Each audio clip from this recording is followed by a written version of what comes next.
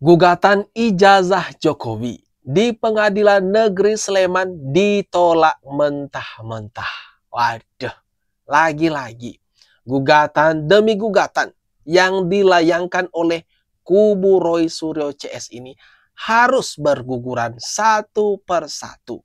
Sedangkan laporan Pak Jokowi di Polda Metro Jaya semakin mentarget dan terkunci. Ada 12 orang yang jadi calon tersangka. Aduh. Ini dia videonya teman-teman. Mari kita tonton. Hari ini sebagaimana jadwal persidangan oleh majelis hakim bahwa akan dibacakan putusan selah terhadap jawaban yang berkaitan dengan eksepsi ya. Di dalam jawabannya para tergugat 1 sampai dengan 7 itu mengajukan jawaban eksepsi terhadap kompetensi absolut gitu ya. Jadi apakah Pengadilan Negeri Sleman berwenang atau tidak untuk menangani menyelesaikan perkara dari pihak penggugat gitu ya. Jadi hari ini sebagaimana rekan-rekan wartawan mengetahui semua bahwa hari ini adalah acaranya pembacaan putusan selah. Tadi majelis hakim sudah membacakan putusan selah melalui persidangan secara elektronik ya. Jadi karena kemarin kita melaksanakan persidangannya dari jawab jawab sampai dengan hari ini untuk putusan selah itu dilaksanakan melalui persidangan secara elektronik gitu ya. Maka tadi sudah saya baca di ikut juga dan rekan-rekan teman wartawan juga sudah membaca atau melihat di ikut sudah diputus dengan putusan selah. Pada intinya dalam putusan selah tersebut nomor 106 itu bahwa majelis hakim setelah bermusyawarah menjatuhkan putusan selah menerima terhadap eksepsi kompetensi absolut.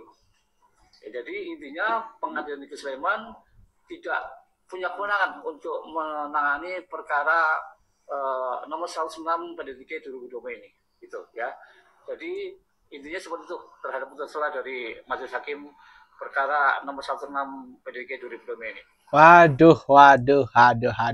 Harus kecewa. Kubu Roy Suryo CS harus malu. Satu persatu loh. Gugatan yang dilayangkan oleh mereka ditolak pengadilan. Kemarin kan sempat itu dilayangkan juga oleh Muhammad Taufik di Pengadilan Yogyakarta. Namun ditolak juga teman-teman. Aduh.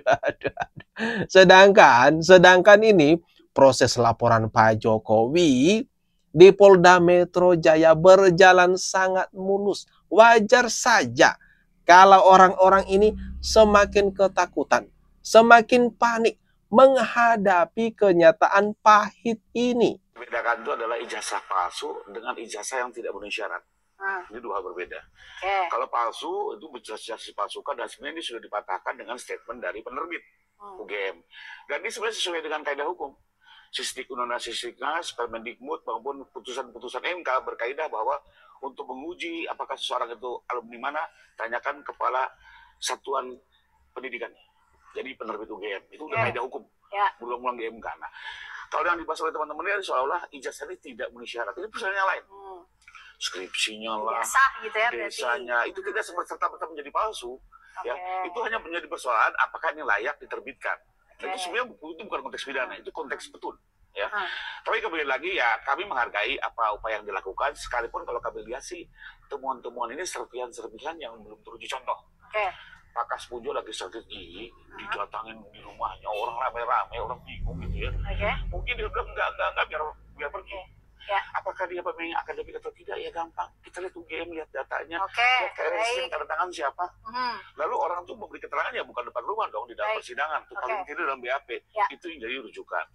Soal desa saya ikuti juga.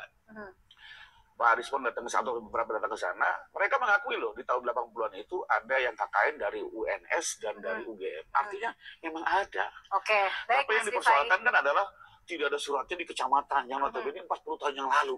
Saya pikir sama siapa menyimpan surat 40 tahun yang lalu permohonan orang melakukan apa namanya KKN gitu ya. Jadi saya pikir ya sebagai bagian itu untuk mengupayakan, tapi saya lihat ini masih circumstantial evidence yang tidak bisa mematahkan dari evidence yang ada di baik. Saya kira sebenarnya ini masalah ijazah Pak Jokowi sebenarnya sudah sangat clear ya. Kalau apa yang dinarasikan, dituduhkan oleh Roy Suryo dan kawan-kawan ini jelas-jelas keliru. Kan seharusnya menanyakan ijazah asli atau tidaknya milik seseorang ini, misalnya Pak Jokowi, mereka kan menudingkan ijazah Pak Jokowi itu palsu, seharusnya menanyakan itu kepada pihak UGM. Dan pihak UGM telah memberikan pernyataan bahwa Pak Jokowi telah menyelesaikan studinya di kampus mereka dan berhak memiliki ijazah dan gelar insinyur. Tetapi masalahnya di sini, teman-teman. Mereka, Roy Suryo ini tidak percaya dengan pernyataan yang dikeluarkan oleh pihak UGM. Aduh. Ini dia masalahnya. Lalu mau gimana lagi? Gimana lagi? Orang yang menerbitkan atau pihak yang menerbitkan ijazah itu telah mengonfirmasi, tetapi ketika tidak dipercayai sama Roy Suryo, Rismond, Dr. Tifa, ya ini bikin gaduh, bikin ribut. Lalu kemudian menuntut agar pihak Bareskrim melakukan uji lab 4 terhadap ijazahnya Pak Jokowi. Oke, sudah dituruti sama pihak Bareskrim Polri, lalu menyatakan identik. Dan apa lagi yang terjadi? Tidak dipercayai sama kubu Roy Suryo CS. Waduh, gaduh. Jokowi Dodo harus jadi pesakitan. Jadi sakit secara fisik, sakit secara hukum. Gitu, melalui proses peradilan. Begitu. Dan ketakutan yang ketiga pasti pasar pramuka.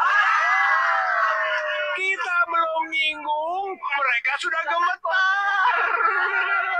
Kita belum nyinggung, dia udah nggak neng-neng.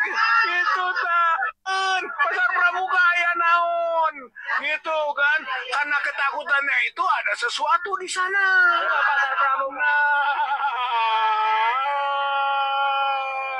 Jadi insya Allah ya, insya Allah Vox Populi, Vox Day, suara Tuhan, suara rakyat, suara Tuhan. Rakyat sudah menyuarakan ijazah Jokowi Dodo palsu. Insya Allah, Allah akan menunjukkan palsu, palsu, palsu. Ada ini Rizal Fadila akhirnya mengungkapkan tujuan sebenarnya mereka menginginkan Pak Jokowi itu sakit secara fisik dan sakit secara hukum. Tapi sepertinya berbalik arah nih teman-teman. Yang ada sekarang adalah mereka yang panik dan bakalan sakit secara hukum. Melihat kenyataannya sekarang, proses hukum demi proses hukum terus berjalan dengan baik dan menarget mereka ini. Sedangkan gugatan demi gugatan yang mereka layangkan itu gugur satu per satu, ditolak mentah-mentah. Nggak kebayang kan? Ini Rizal Fadila kalau harus mendekam di dalam penjara, sedangkan usianya yang sudah sesepuh begini. Kasihan sebenarnya. Benar teman-teman. Kasihan Rizal Fadila ini kalau harus berakhiran menghabiskan masa tuanya di balik jeruji besi. Sudah benar yang dilakukan oleh Pak Reskrim itu tadi. Dan kemarin ada 2 poin lagi yang saya lihat itu tadi ya. Bahwa ternyata apa yang selama ini dikatakan oleh si Roy Suryo, katanya penelitiannya itu betul-betul ilmiah, itu bohong karena dia pakai metode sampel yang bukan asli. Sehingga itu oleh ahli pun dikatakan bahwa itu tidak benar, tapi dia masih ngeyel. Oke, itu satu. Yang kedua, mengenai apa yang dituduhkan oleh si Rismond bahwa itu ada kejanggalan-kejanggalan itu oleh Gama yang menelurkan itu. Gama bersumpah kemarin tuh. Saya jamin Pak, ini Pak Jokowi adalah murid kami, mulai masuk pendidikan sampai tridharma dilakukan, ini bukti-buktinya. Masing-masing lengkap, mulai dari pinjaman di koperasi, pinjaman itu ada, semua ada. Dan akhirnya saya baru sadar bahwa oh ternyata ya selama ini yang digembar-gemborkan itu adalah benar, dugaan saya dulu nggak benar. Nah, kemudian saya hanya menyampaikan ya. Ada. Ini gimana teman-teman? Penasehat Kapolri, Pak Irjen Polisi Arianto Purnawirawan ya, penelitian Roy Suryo semuanya bohong. Ternyata yang digembor-gemborkan, yang diheboh-hebohkan orang-orang ini selama ini, belakangan ini adalah semuanya keliru, kebohongan teman-teman. Aduh, penelitian mereka juga dibongkar habis sama Pak Arianto Sutadi. Memang banyak kejanggalan sih sebenarnya dengan yang disampaikan, dengan cara-cara mereka. Katanya yang sudah melakukan penelitian inilah, melakukan sistem inilah, dan telah melakukan, dan berbagai itulah klaim-klaim daripada Roy Suryo CS ini, yang sengaja mengklaim. Dan seolah-olah apa yang mereka lakukan itu memang benar-benar membuktikan bahwa ijazah Pak Jokowi itu palsu. Padahal enggak sama sekali teman-teman. Hanya klaim demi klaim yang dilakukan oleh Roy Suryo CS ini. Kenyataannya berbanding terbalik. Aduh. Ini gimana teman-teman? Coba dah kasih komen terbaikmu. Ada di kolom komentar yang ada di bawah ini.